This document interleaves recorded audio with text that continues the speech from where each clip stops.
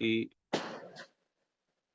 कोई मनुष्य एक क्षण मात्र भी बिना कर्म किए नहीं रह सकता और कर्म किए बिना शरीर निर्वाह भी नहीं हो पाएगा।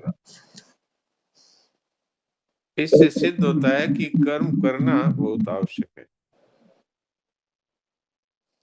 पर यह बात भी है कि कर्मों से मनुष्य बनता है, तो फिर मनुष्य को बंधन से छूटने के लिए क्या करना चाहिए? आज के इस श्लोक में इसी पर भगवान अर्जुन को समझा रहे। यज्ञार्थात् कर्मणो नित्यः लोकोऽयं कर्मबन्धनः तदर्थं कर्म कौन्तेय मुक्तसंगः समाचरः। यज्ञ अर्थात कर्तव्य पालन के लिए किए जाने वाले कर्मों से अन्यत्र अपने लिए किए जाने वाले कर्मों में लगा हुआ ये मनुष्य कर्मों से बनता है। इसलिए हे अर्जुन, आसक्ति रहित होकर उस यज्ञ के लिए ही अर्थात कर्तव्य के लिए ही कर्म कर। तो अब यह यज्ञ का जो प्रचलित जो अर्थ है वो अग्नि में किया जाने वाला हवन है, यही हम लोग मानते हैं। लेकिन यज्ञ का बहुत ही विस्तृत अर्थ है। गीता जी के अनुसार कर्तव्य मात्र को यज्ञ कहा जाता है। जैसे यज्ञ दान तप होम तीर्थ ये सब तो यज्ञ है ही, लेकिन जितने भी व्यवहारिक और पारमार्थिक क्रियाएं हैं या फिर जीवन निर्वाह के लिए किए जाने वाले व्यापार, नौकरी, अध्ययन, अध्यापन आदि, यहाँ तक कि खाना पीना, सोना उठना, बैठना, बोलना चलना, ये सब भी जितने भी कर्म होते हैं वो सब के सब यज्ञ है। कब? कि जब दूसरों के हित के लिए किए जाए। शरीर के हित के लिए भी खाना पीना, सोना उठना, बैठना, चलना फिरना किया जाता है। अगर शारीरिक हित की दृष्टि से किया जाता है तो यज्ञ है, और अपने भोग के लिए किया जाए तो वो अन्यत्र कर्म हो जाता है। यज्ञ और अन्यत्र कर्म ये दो शब्द यहाँ आए इस श्लोक में। तो यज्ञ का अर्थ है शरीर, मन, बुद्धि, इंद्रियां तथा संसार के हित के लिए किए जाने वाले संपूर्ण कर्म, बदले में कुछ न चाहा जाए तो सब के सब यज्ञ कहलाते हैं। और अपने लिए, अपने स्वार्थ सिद्धि के लिए, भोग बुद्धि से, संग्रह बुद्धि से किए जाने वाले जितने कर्म है वो सब के सब अन्यत्र कर्म है। और निषिद्ध कर्म तो सारे अन्यत्र कर्म है ही। सकाम कर्म और निषिद्ध कर्म दोनों ही अन्यत्र कर्म कहे गए। अन्यत्र कर्मों से मनुष्य बनता है और यज्ञार्थ कर्मों से मनुष्य कर्म बंधन से छूट जाता है। यज्ञार्थ किए जाने वाले अर्थात सबके हित की दृष्टि से किए जाने वाले कर्मों से मनुष्य की कर्मों में और फलों में आसक्ति बहुत जल्दी मिट जाती है, और संपूर्ण कर्म है वो बांधने वाले नहीं रहते। इतना ही नहीं, संपूर्ण कर्म है वो अकर्म हो जाते हैं, नष्ट हो जाते हैं, और वो जितने भी हमारे पूर्व संचित कर्म है उनको भी समाप्त कर देते हैं। इसकी इतनी महिमा है, क्योंकि हम अनादिकाल से कर्म करते आए हैं और वो हमने कर्म किए थे स्वार्थ को लेकर, तो वो संचित कर्म भी पड़े हैं, उनको भी समाप्त करने का यही उपाय है।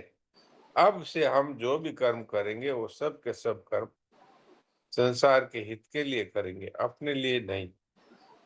तो वो पिछले कर्म समूह को भी ये ज्ञात कर्म है वो नष्ट कर देते हैं, अर्थात मनुष्य सदा के लिए कर्म बंधन से छूट जाता है।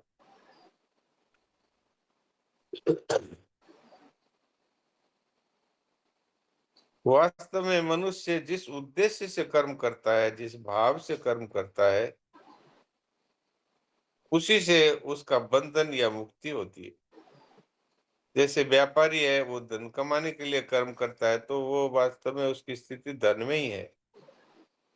इसलिए जब उसका कार्य समाप्त होता है, तो वो नोट गिनने में लग जाता है। ऐसे ही जो मनुष्य केवल संसार के हित के लिए ज्ञात कर्म करता है, तो अंत में उसकी स्थिति आत्म स्वरूप में अथवा परमात्मा में होती है, क्योंकि उसके उद्देश्य से उसने कर्मयोग का आचरण किया था। अब स्वधर्म और परधर्म की बात बता रहे हैं महाराज जी, कि वर्ण आश्रम के अनुसार जिसके लिए जो नियत कर्म है, वो स्वधर्म है। जैसे ब्राह्मण के लिए भिक्षा से जीवन निर्वाह करना स्वधर्म है, पर क्षत्रिय के लिए परधर्म है।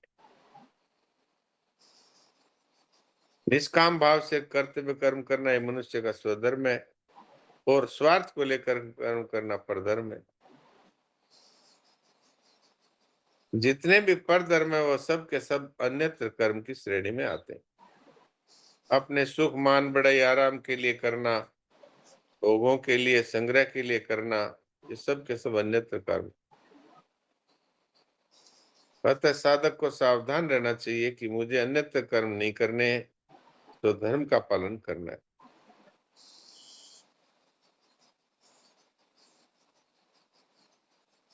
अब इसके लिए दो गुप्त भाव भी बताए महाराज जी ने। यदि कोई मनुष्य आता है और हम उसको आइए बैठिए इस तरह आदर देते हैं, और मन में ये भाव है कि ये मुझे अच्छा समझेगा, तो ये भी अन्यत्र कर्म है। और यदि उसको सुख देने के लिए अगर हम आइए बैठिए इत्यादि आदर्श युक्त शब्द कहते हैं, तो वो ज्ञात कर्म। सत्संग सभा में इसलिए प्रश्न पूछा जाता है कि लोग मुझे बड़ा अच्छा साधक समझेंगे, तो ये अन्यत्र कर्म है। इसलिए पूछा जाए कि इससे मेरे प्रश्न हल होंगे, साथ में सुनने वालों के भी हित होगा। इस दृष्टि से ये ज्ञात कर्म हो जाता है। इसलिए साधक को प्रत्येक कार्य साधन बुद्धि से करना चाहिए, लोक हित की दृष्टि से करना चाहिए। वास्तव में तो चेतन के लिए कुछ भी करना आवश्यक नहीं है। जितना का जितना कर्म किए जाते हैं, सब कर्म संसार के हित के लिए, यानी जड़ता से ही जड़ता की सेवा की जाती है।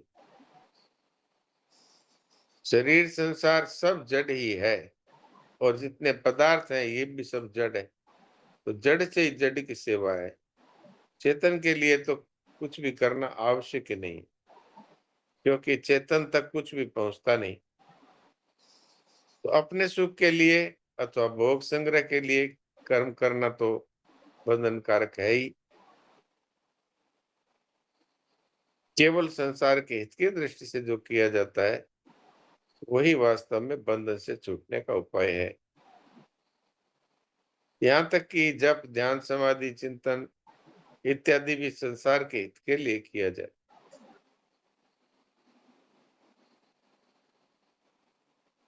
कर्म संसार के लिए है, और योग है वो अपने लिए। संसार में बंधन का कारण क्या है? बंधन का कारण है ममता आसक्ति स्वार्थ पूर्वक कर्म करना, और बंधन से छूटने का उपाय है प्राणी मात्र का हित करना, सुख पहुंचाना, बदले में कुछ न चाहना।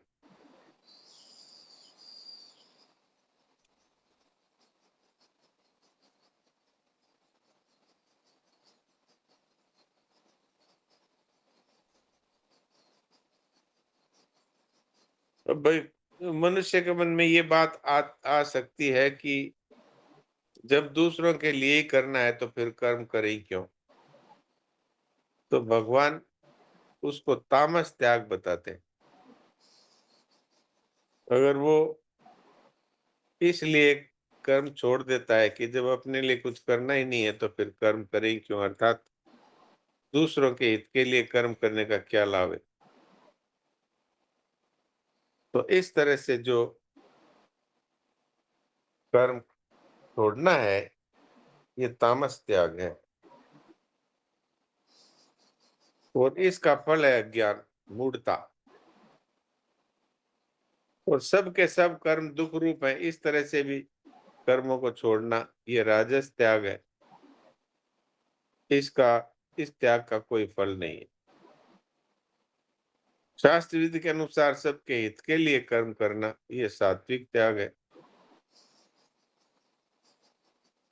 भगवान खुद भी कहते हैं कि मैं संपूर्ण सृष्टि के हित के लिए कार्य करता हूँ। एक क्षण भी मैं इससे नहीं चूकता, अर्थात सावधानी पूर्वक कर्म करता हूँ।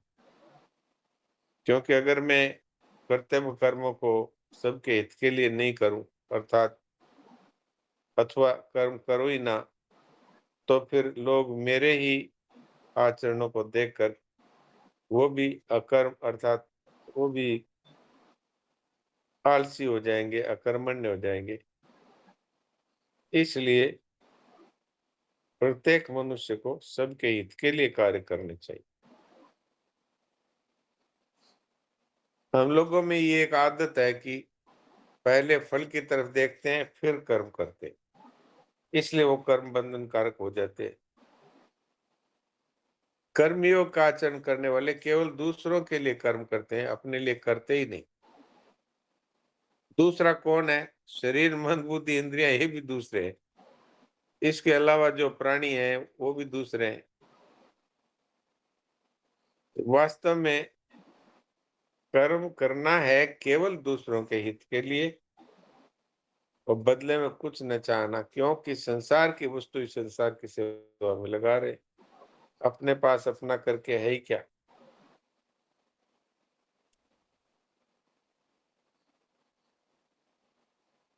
ये फिर स्वरूप का बोध हो जाता है। जो इस तरह से केवल दूसरों के हित के लिए कार्य करता है, उसको बचपन, जवानी इत्यादि से शरीर बदल जाता है, लेकिन हर व्यक्ति मैं वही हूं ऐसा अनुभव करता है। तो ये अपना अपनी जो सत्ता है इसकी और परमात्मा के साथ स्वतः से देखता है। तो कर्तव्य कर्म करने से, कर्मयोग की दृष्टि से कार्य करने से अपने स्वरूप का स्वतः ही अनुभव हो जाता है। मनुष्य स्वार्थ के लिए कर्म करने से बनता है, ये मूल बात है। और दूसरों के हित के लिए कर्म करने से मुक्त हो जाता है।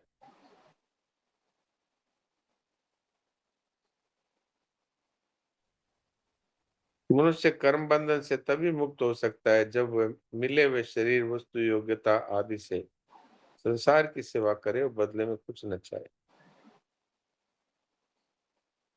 क्योंकि वास्तव में हमें क्या चाहिए? हमें चाहिए सदा रहने वाला आनंद, वो संसार दे नहीं सकता।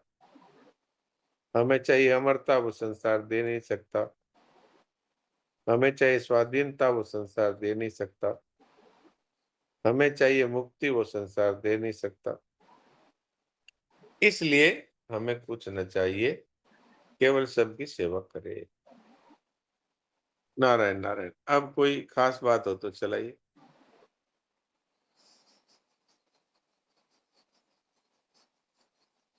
राम राम महाराज। राम राम।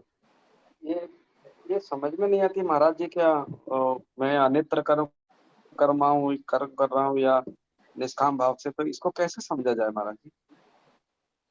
ये तो समझ में अपने आप ही आता है अगर हम अपने कर्मों की तरफ देखें और विचार करें। अन्यत्र कर्म क्या है? एक तो अन्यत्र कर्म वो है जो कामना पूर्वक किया जाता है।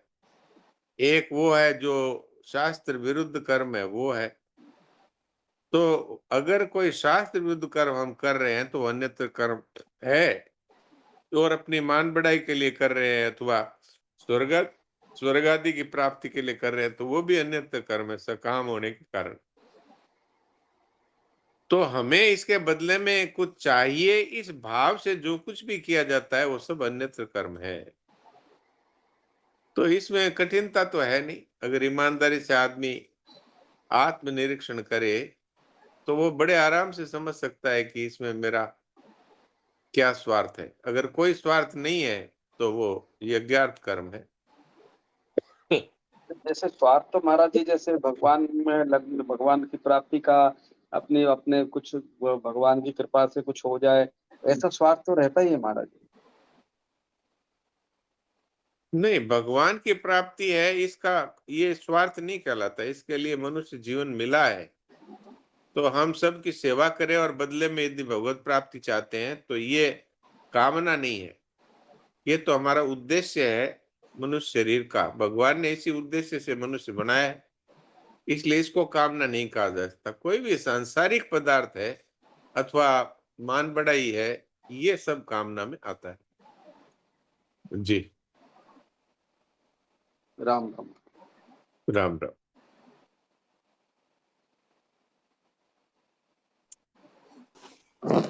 तो डॉक्टर साहब, जब ध्यान बनाने के लिए अपने लिए नहीं करना है, दूसरों के लिए करना है। हाँ, वास्तव में तो अपने तो भगवान के चेतन अंश हैं और अपने हर स्थिति में मुक्त ही है। हुआ क्या है कि अपने लिए करने की ऐसी आदत पड़ गई है कि हमारी इस तरफ दृष्टि नहीं जाती कि हम स्वरूप में से चेतन है, भगवान के अंश हैं, इसलिए हमें अपने लिए कुछ करने की आवश्यकता ही नहीं है। हम तो अगर कुछ न करें अपने लिए तो स्वतः ही मुक्त है। तो इसका अर्थ कोई ये लगा ले कि कुछ न करेगा मतलब है हमको कोई काम ही नहीं करना है, तो भगवान ने पहले ही कह दिया कि तू बिना कर्म किए रह ही नहीं सकता। और वास्तव में बांधने वाले कर्म कौन से हैं? जो स्वार्थ के लिए किए जाते हैं। तो इसलिए मनुष्य कर्म किए बिना नहीं रह सकता, तो वो निषिद्ध कर्म करेगा अथवा प्रमाद करेगा, और शरीर निर्वाह भी सिद्ध नहीं होगा। अगर कह दे मैं तो कुछ नहीं करूंगा, तो क्या भोजन नहीं करेगा? क्या सोएगा नहीं? क्या मलमूत्र का त्याग नहीं करेगा? तो है तो सारे का सारे, जिसने देहाभिमानी मनुष्य है उसके द्वारा किए गए हर क्रिया है वो कर्म बन जाती है स्वतः ही। इसलिए कर्म किए बिना रह ही नहीं सकता, और कर्म किए बिना शरीर निर्वाह भी सिद्ध नहीं होता। इसलिए कर्म तो करना आवश्यक है। तो अब फिर कर्म करने से बंधन होता है, तो फिर आदमी बंधन से छूटे कैसे? तो यज्ञार्थात कर्म होने से लोको एवं कर्म बंधन है। केवल संसार के हित की दृष्टि से जो कर्म नहीं किए जाते अथवा अपनी कामना के लिए किए जाते हैं, वही वास्तव में बंधन कारक है। तो केवल संसार के हित के लिए कर्म करे, ध्यान चिंतन जप पूजा पाठ सब कुछ केवल सबका हित हो, इस दृष्टि से करे, तो अपना स्वरूप स्वतः ही शेष रह जाता है। जी। तो डॉक्टर महाराज साहब, फिर बाकी वो संक्षिप्त बात हो गई क्या? दूसरों के जब ध्यान भी अपने नहीं करेंगे, उसमें ये हाँ, बंधन वो अच्छा अच्छा अच्छा। बिल्कुल। मुक्ति भी अपने लिए न चाहे, सबकी मुक्ति हो, तो फिर सबकी मुक्ति होगी तो वो कहाँ रहेगा? उसकी तो मुक्ति अपने आप ही हो जाएगी। तो वो उससे भी ऊंचा है। हालांकि अपनी मुक्ति की इच्छा रखना ये कामना में नहीं कहा जा सकता, पर उससे भी ऊंचा वो है जो सबकी मुक्ति हो, वो उससे भी बहुत ऊंचा है। यानी भगवत प्राप्ति या स्वरूप का अनुभव, इसकी जो इच्छा है वो कामना नहीं कही जाती। लेकिन फिर भी इससे भी ऊंचा अगर कोई पद है तो वो ये है कि सबकी मुक्ति हो, सबको भगवत दर्शन हो। डॉक्टर साहब, इससे भी और उससे कई बार तो समझिए प्रवचन कहीं सुना तो ये और आ जाता है कि भगवान मेरे को छोड़ के सबकी होती है, तो पहले सबकी हो जाए मेरे। एक दिन तो ये बात कही कि भगवान सबको मुक्त कर दीजिए, तो भगवान ने कहा सबके कर्मों का फल कौन भोगेगा? बोले वो मेरे को भुगताते रहिए, जब भुगता होगा तो उनको आप सबको मुक्त कर दीजिए। तो भगवान ने कहा ये तो संभव नहीं है। कितना हो सकता है कि जो तुझसे बातचीत करेगा, तेरे दर्शन करेगा, तेरे दर्शन भाषण स्पर्श इत्यादि से जो संपर्क में आएगा उसका कल्याण हो जाएगा। तो सेठ जी ने कहा चलो जो मिले वही ठीक है। कितनी ऊंची बातें। हाँ, राजवीर भारद्वाज का म्यूट नहीं नहीं तो कुछ पूछना है क्या? तो था जो उसका मतलब कि हमारे लिए तो कुछ करने में ये तो पता पड़ गया, तो हम तो स्वयं है, हमारे लिए तो कुछ करना नहीं। तो हम या कि जी स्वार्थ या भोग भोग के लिए कुछ करते हैं, मतलब या कुछ सुख आराम के करने या कुछ सकाम भाव करते हैं, तो ही वो कम मतलब कम अन्य करना मतलब। बस बस यही बात। हाँ दरक जी बोलिए। प्रणाम। तो डॉक्टर साहब फिर दूसरे के लिए काम करना चाहिए, तो मुझे क्या पता कि दूसरे को क्या चाहिए, उसकी कैसे सेवा करें। हाँ तो इसके लिए अब ढूंढने की जरूरत नहीं है, आपको खुद ही मालूम पड़ जाएगा। सड़क पर कोई बूढ़ा आदमी पड़ा है, मक्खियां बिन बिना रही है, घाव हो रहे हैं, और वो बेचारा रोटी के लिए तरस रहा है, तो हमें सोचने की जरूरत पड़ती है क्या इसको क्या चाहिए। तो सड़क के पीछे हमारे सामने जो पड़ जाए, और परिवार परिवार में भी देख लो ना, परिवार में भी बूढ़े माँ बाप हैं, उनकी सेवा है, पत्नी की सेवा है, और पड़ोसी की सेवा है, और कहीं पर भी कोई आफत में पड़ा हुआ है उसकी सेवा है। तो इसलिए वो क्या चाहता है, ये अपने को अपने आप ही भगवान की कृपा से पता लग जाएगा।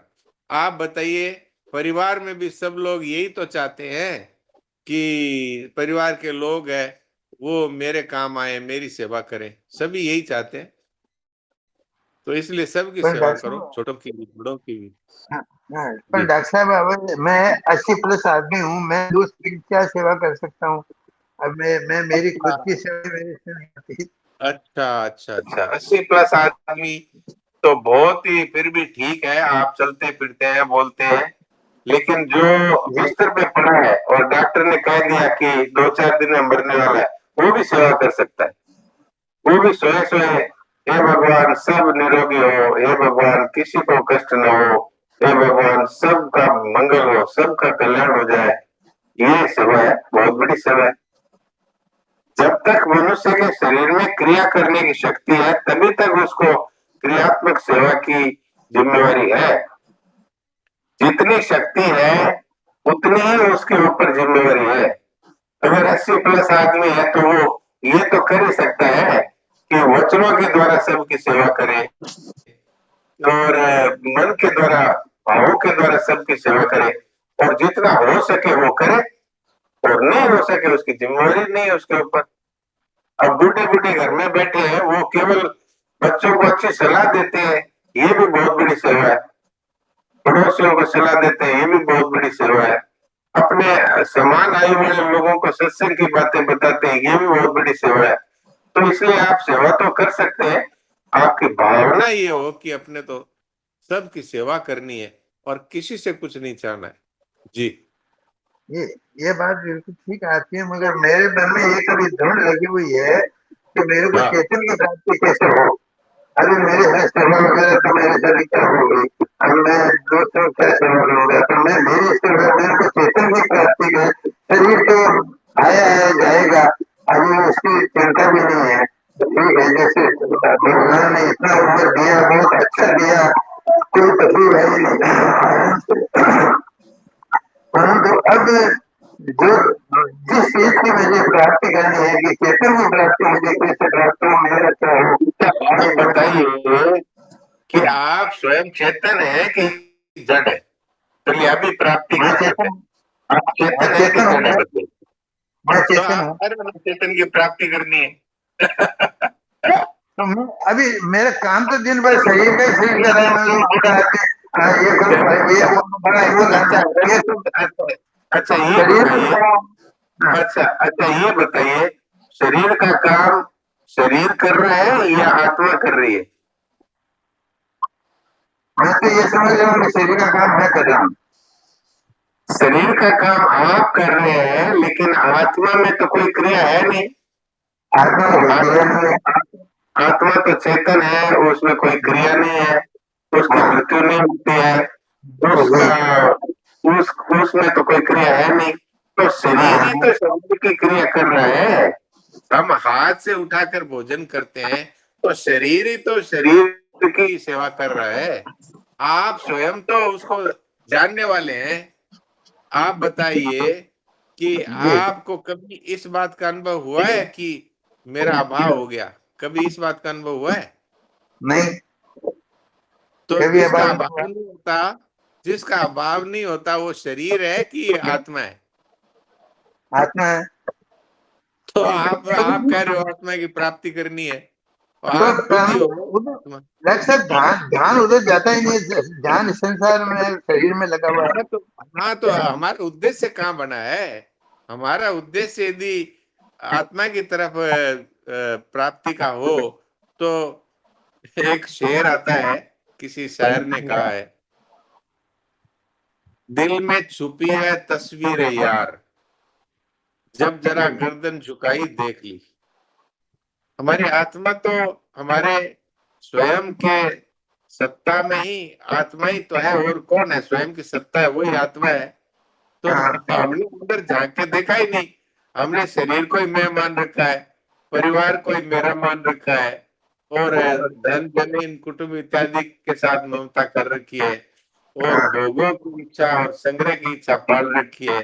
इसलिए जो हमारा अपना स्वरूप है उसका हमको दर्शन ही नहीं होता, उसका बोध ही नहीं होता, उसकी तरफ दृष्टि नहीं जाती।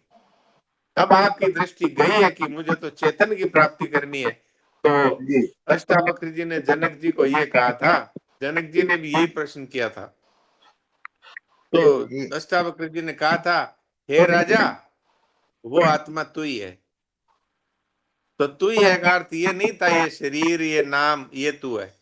तू ही है का अर्थ है कि जो सांसारिक समस्त क्रियाओं को, शरीर की समस्त क्रियाओं को जो जानने वाला है और जो स्वार्थ भाव से रहित है, जो सदा रहने वाला है, वही चेतन परमात्मा, वही तुम हो।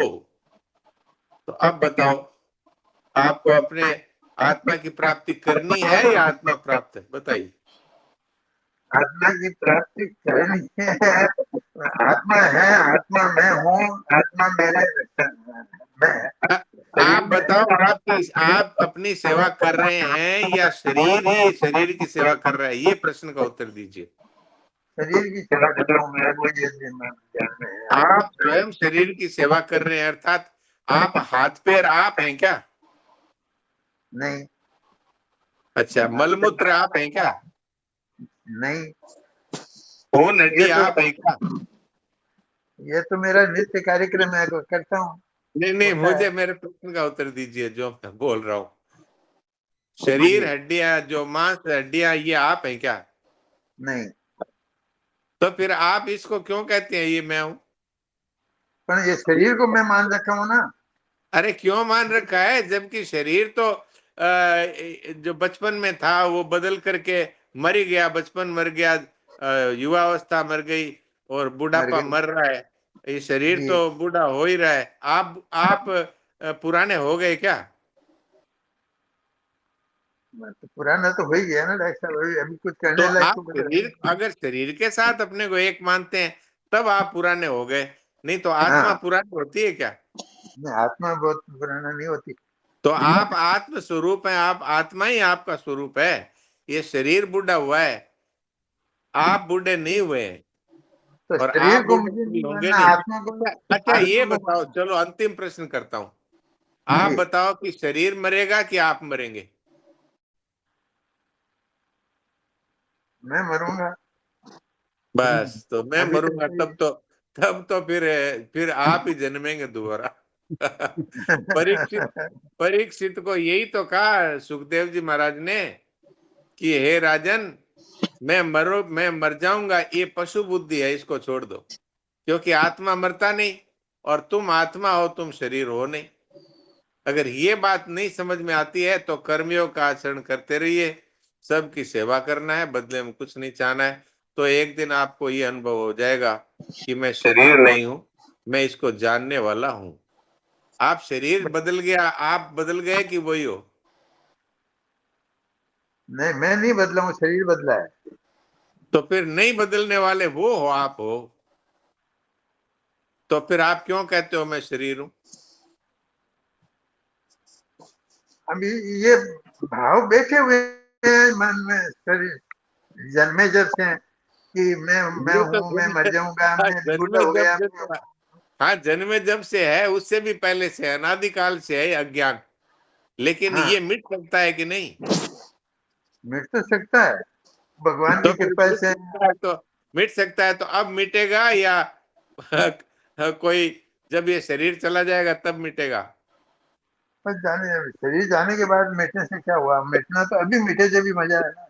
हाँ तो फिर अभी मिटे तो अभी मिटा हुआ ही है। आप कह रहे हो मैं शरीर हूं, और फिर कह रहे हो कि शरीर तो बदल गया और मैं बदला ही नहीं। तो फिर सच्ची बात कौन सी है? सच्ची बात तो यही है कि मैं कुछ नहीं बदला, मैं तो वही हूँ। मेरी हाँ, मेरी आत्मा वही है, मैं वो हूँ, मैं शरीर नहीं हूँ। मगर अरे अभी वाह! ये कहते फिर तो कहते भी फिर शरीर की तरफ चले जाता डॉक्टर हूँ ना, साहब ये बड़ी डायरेक्टली कंफ्यूज हो गए हैं। अब बड़ी ये बात है है। कि दर्द ये दर्द की डॉक्टर बात साहब तो टोटली समझ गए कंफ्यूज हैं, है। लेकिन अब ये उसको अपने जीवन में उतारना चाहते हैं। ये बड़ी अच्छी बात है। ये बात है डॉक्टर साहब, अभी समय बहुत कम बचा है, अभी जीवन होता जाएगा। तो ये तो उतर जाएगा। आपने आज जो प्रश्न किया है, इसके आप गंभीरता से विचार करिए, और फिर इसके ऊपर दोबारा प्रश्न हो तो कल फिर करिए। ठीक है? जरूर जरूर डॉक्टर साहब, बहुत सब धन्यवाद। प्रणाम। नारायण नारायण। डॉक्टर साहब, प्रणाम। 1 मिनट में थोड़ा पूछना था। जी, नारायण नारायण। हाँ, डॉक्टर साहब, नारायण। जैसे अभी हमने उद्देश्य बनाया या नहीं मालूम नहीं, लेकिन ये इस मार्ग पे चलने की रुचि बनी है।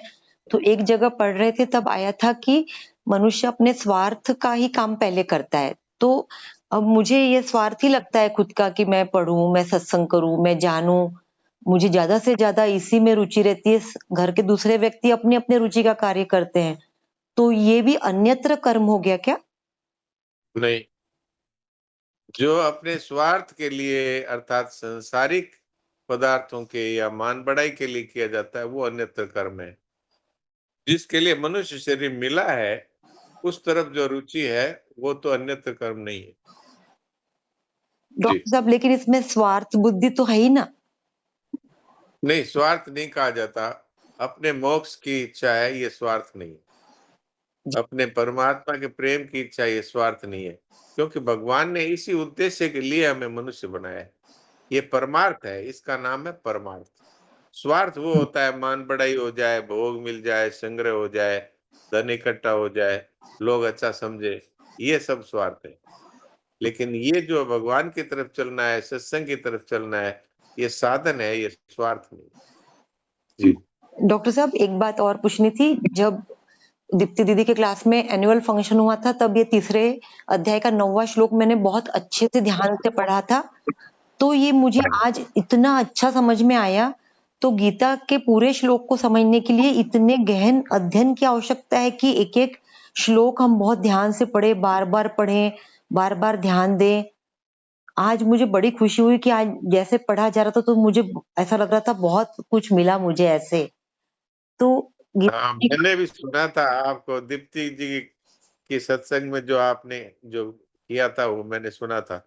जी, ये पर वो आपने जो पढ़ा था, उस पढ़े हुए को ही आपने एक प्रकार से कह दिया। अब आज आप इसको समझ रहे हैं, तो ये भगवान की कृपा है कि आजकल प्राय एक ही श्लोक पर प्राय 1 घंटा चलता है। तो ये समझने की दृष्टि से बहुत अच्छा है। तो सुरेश जी का धन्यवाद करना चाहिए इस विषय में। पूरी पूरी टीम का, डॉक्टर साहब स्पेशली आपका और पूरा सबका अनंत अनंत धन्यवाद। सभी को प्रणाम। नारायण नारायण।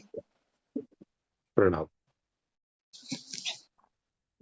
डॉक्टर साहब, राम राम। हाँ, राम जो राम। प्रीति दीदी ने जो प्रश्न किया, मैं उसी विषय में मेरे को थोड़ा सा और क्लियर करना है।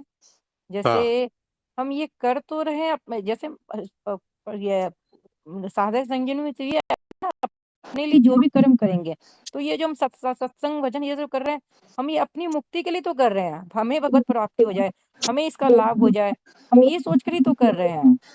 हाँ, लेकिन ये सांसारिक कामना नहीं है ना। सांसारिक कामना को ही कामना या इच्छा कहा गया है। लेकिन इससे भी ऊंची बात यह है कि सबका कल्याण हो। जैसे अभी सुरेश जी ने बात कही थी, सेठ जी ने कहा सबका कल्याण हो चाहे मेरा ना हो, ये उससे भी ऊंची बात है। पर अगर हम केवल अपने जन्म मरण से छूटने के लिए अथवा केवल भगवान के प्रेम प्राप्ति के लिए अथवा केवल आत्मज्ञान के लिए भी अगर ये करते हैं तो ये भी है वो पारमार्थिक इच्छा होने से ये कामना नहीं कही जाएगी, क्योंकि भगवान ने यही संकल्प करके हमें मनुष्य बनाया कि ये आत्मज्ञान को प्राप्त कर लेंगे अथवा ये मेरे साथ प्रेम करेंगे। तो हम अगर ये जन्म मरण से कम से